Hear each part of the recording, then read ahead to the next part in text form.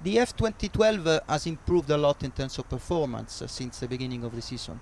What's the secret behind this improvement?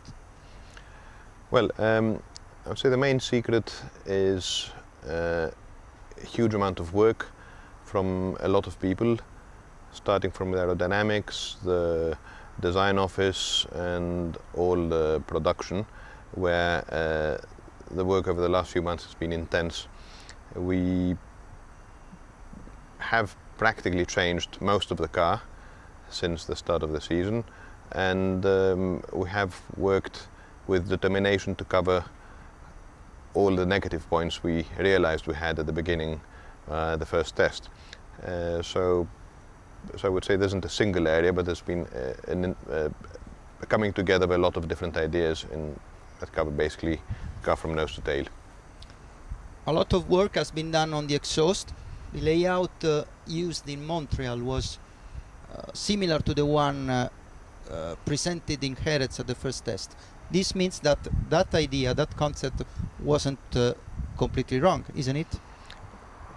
Yes, I would say that the Montreal configuration is a sort of a cousin of the one we had used in Jerez. In Jerez, though, we had a probably more complicated system that we found all sorts of problems with in terms of instabilities and in terms of aerodynamic behavior, that made it, whereas it was looking promising, it was not actually converting into lap time or making the driver feel better in the corners. So that system had to be abandoned. We then spent some time in the months sort of from late February until May, concentrating on the other weaknesses of the car, there were quite a few, which brought us towards the first big step we made, which was for Spain. That had, as you know, conventional exhaust. So we basically reviewed the car in its entirety, from the front wing, the diffuser, the rear wing, all the various turning vanes, etc., and the brake ducts. So we basically changed the whole car, aerodynamically speaking. And we then, in the meantime, kept working on the exhaust and arrived at a more robust, simple system, which is what we introduced in Canada, which was another step forward. What you can say about the next development of the car? Well, at the moment we are reasonably happy with where we have arrived to, considering where we started from, but we're not completely happy because we're not yet able to dominate races and to win all of them as our objective. And we also have very strong competitors who are also keeping developing their cars as well. So we feel it's going to be a race until the end of the season. That means that the work we've been doing since the first test until now is continuing at the same intensity, and we've got developments that will keep coming over the next few races.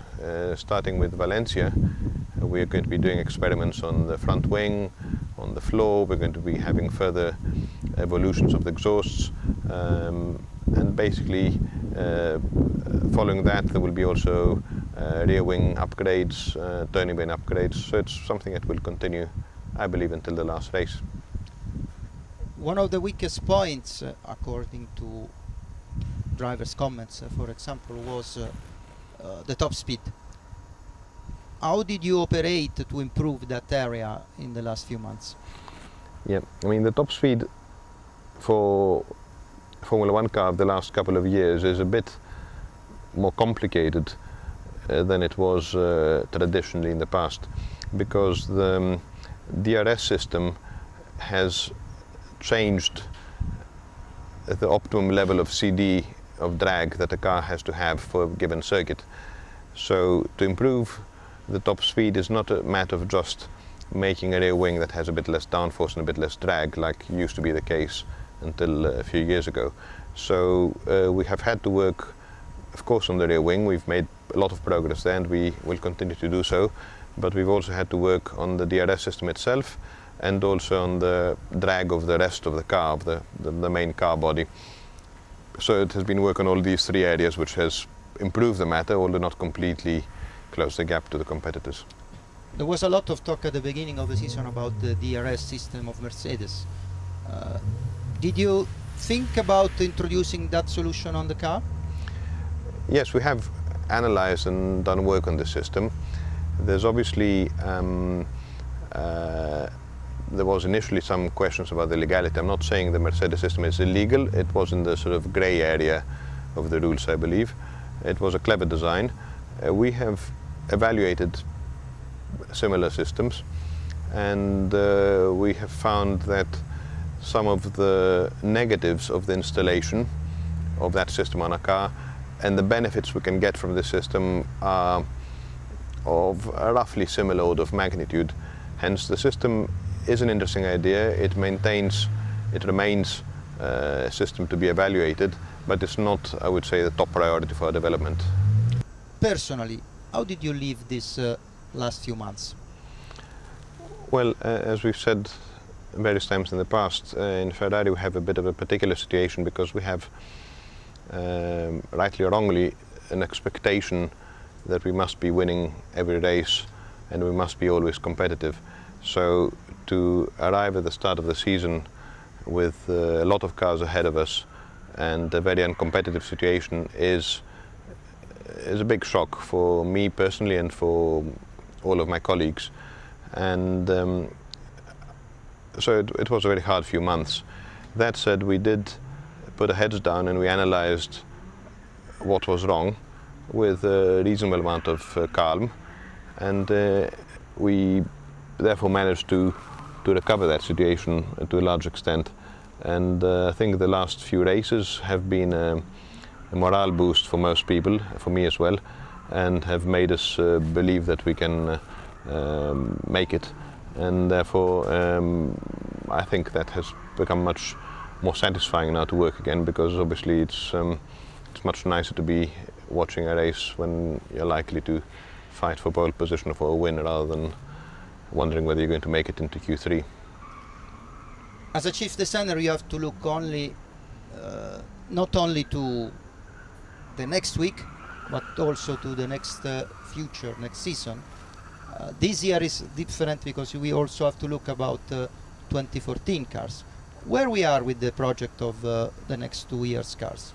Yeah, it is, as you say, a bit of a particular situation now because we have 3 car projects on the go.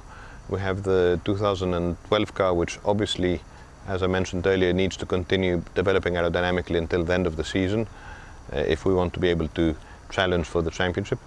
And we have the 2013 car, which is, from a regulation point of view, an evolution. The rules are fundamentally very similar. So the work we do on the aerodynamics of the 2012 car will be also applicable to the 2013 car. But for the 2013 car, we already have a few people who are working on some general car layout issues on the main mechanical components, because there are some areas where we feel we can make a step forward compared to the 2012 car. So that's normal operation for 2013. Added on that comes, of course, 2014, which is a complete rewrite of the rules. Obviously the engine is completely new from every aspect, and there's a big group of people in the engine department working on that. But the rest of the car has some fundamental changes mechanically and big changes aerodynamically. So in order to come up with the overall car package that is integrated and competitive, we have had to put admittedly a small number of people, but just a few, who are already working on some concepts in order to be able to do this preliminary evaluation.